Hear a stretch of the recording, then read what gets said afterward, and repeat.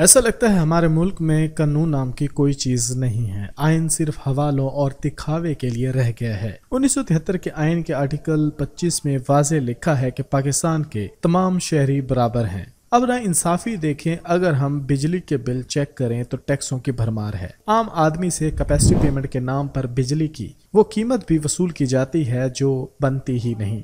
P T V کوئی نہیں دیکھتا، لیکن اربوں روپے فیس کی مد میں قوم کی جیب پر ڈاکہ ڈالا جاتا ہے۔ حیرت کی بات یہ ہے کہ مساجد کے بلوں میں بھی پی ٹی وی کی فیس لگ کر آتی ہے۔ اس وقت وابڈا ملازمین کی تعداد تقریباً 2 لاکھ کے قریب ہے اور خاص رعایت حاصل ہے، جو کہ پاکستان کے آئین کی کھلم کھلا خلاف ورزی ہے۔ ان کے مقابلے میں عام شہری کے ساتھ ناانصافی ہو رہی ہے۔ اب ذرا نظر ڈالتے ہیں وابڈا کے بنائے گئے گھٹیا ترین قوانین پر، جو صرف عام شہری پر لاگو ہوتے ہیں۔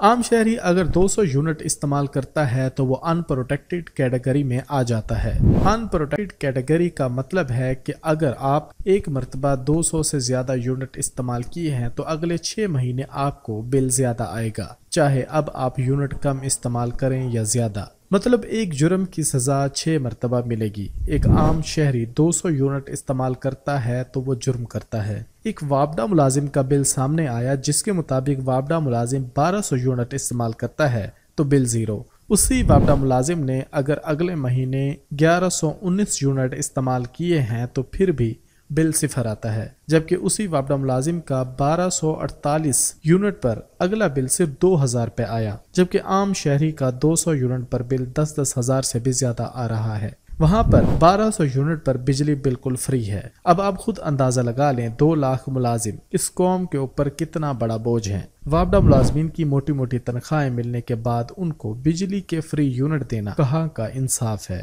اگر آپ ہمارے اس چینل کے اوپر نئے ہیں تو قوم ڈیجیٹل کو سبسکرائب کیجئے۔ فیس بک پر آپ ہمیں فالو کر سکتے ہیں۔ اس کے علاوہ آپ ہماری ویب سائٹ وزٹ کیجئے www.dailyqom.com۔